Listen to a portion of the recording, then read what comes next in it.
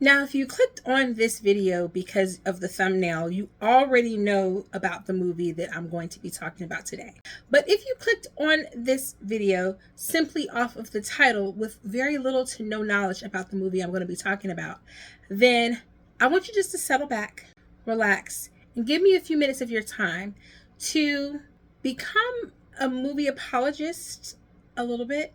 Let me explain. So there's this movie, and it's about a little boy who idolizes his father, who dreams of being a singer. And he, like his father, is in love with Frank Sinatra and wants to be on stage and has pretty low self-esteem.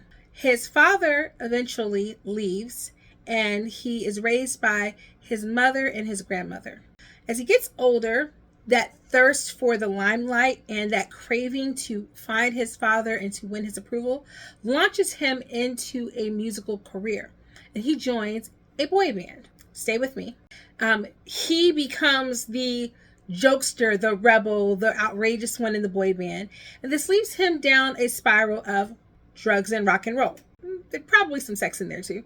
But he manages to maintain his stardom through breakups with the group, through breakups in real life, eventually gaining the attention of his father, but never fully winning his father's approval because his father is also craving the limelight for himself.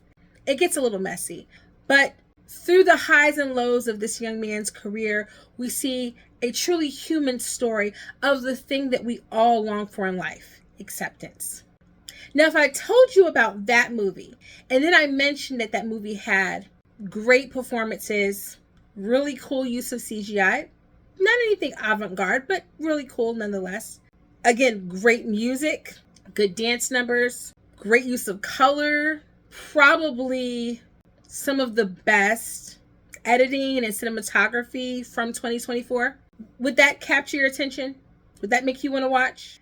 I think if that was what the world was told about this movie, Better Man, maybe audiences would have flocked to see it a little bit more. Instead, they tried to sell the movie as the biopic of acclaimed former boy bander, pop idol, Robbie Williams. And a lot of people in America said, who? We don't know that man. Why would we want to go and spend our $10, $12, $15, $20 to go see a movie about a rock star that we don't know? Now, around the world and in the UK, Robbie Williams is well known and loved.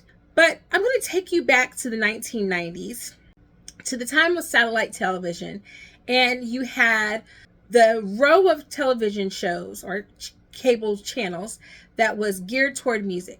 You had VH1. Well, you would have BET, VH1, MTV. At least that's how it came up on my satellite. And then you would have Much Music. Now, Much Music is where I got a chance to glimpse music from around the globe.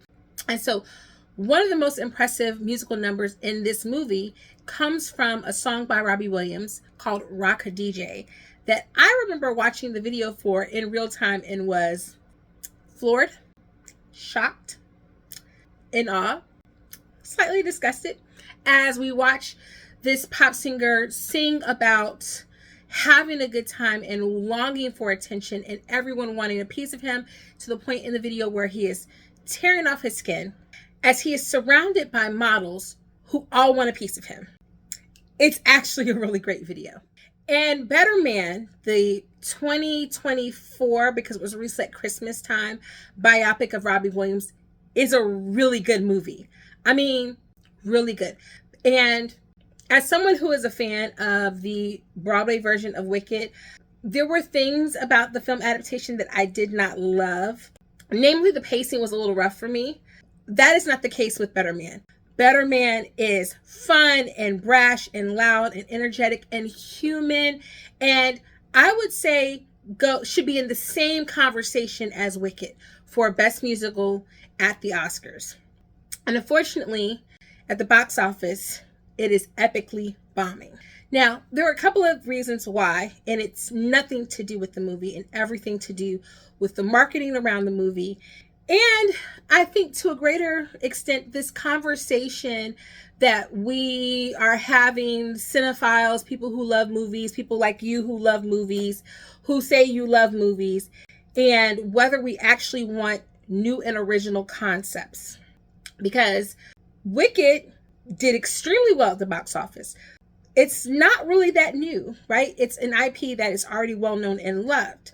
A lot of people in America were not familiar with Robbie Williams, and because perhaps the movie and the trailer didn't do a good job of pitching the movie to the audience and just kind of said, hey, it's a biopic of Robbie Williams where he's going to be portrayed by a CGI chimpanzee, go see it. People didn't go see it. And alas, it's very frustrating because everyone who sees the movie absolutely has a blast. Now, there are a couple of dissenting critics, but I was not someone who was expecting to enjoy the movie. Low key, I really just went because I was managed to snag some free tickets, which is not, they were not free from the distributor or the company or anyone attached to the movie. I had to go into a drawing for those tickets just like a random person could do. Took my niece and had an absolute blast at the theater. Have listened to the soundtrack since then, have been diving into Robbie Williams' discography since then, had an absolutely great time. Not only that, but if you are a film lover, it's a film lover's movie. There's so many homages to other films. There's like a really cool fight sequence that really gives 2015 Macbeth in there. Like there's just so many cool little moments. And if you were someone even remotely interested in the music scene in the late 1980s, 1990s, you will remember some of these moments, these allusions to even people who are not Robbie Williams, like mentioning of the Spice Girls. Okay, big Spice Girl fan over here. Suffice it to say, I do wish that this movie had done better. I do think there's some lessons that I would like filmmakers and more importantly, perhaps the studios that are releasing these films to learn from this around the marketing of the film.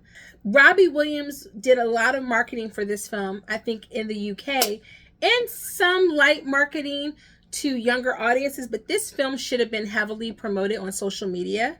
They should have put him, and even clips of his old stuff should have been re-released in anticipation of this.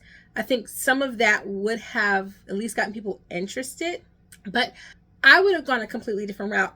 We always talk about trailers revealing too much of a movie, and I would have created a trailer with some clever editing that kind of tells the story of the movie, but makes it seem as though we are going to watch a fictional chimp rise to stardom, like almost like a fairy tale, like a fantasy. Like this, in this world that exists, this guy who happens to be a chimp manages to become a star. The problem is when you're watching the movie, no one else recognizes that Robbie Williams is a chimp because it's more of an expression of his internal persona, the internal way that he sees himself.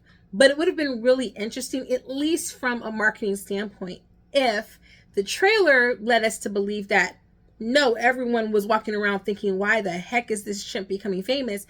And then suddenly we see this chimp. There are some awesome, amazing performance sequences in this movie. And I just hate that people won't see it. The budget was a bit, 110 million, I think. And it has grossed roughly maybe 15 million. Don't quote me on that.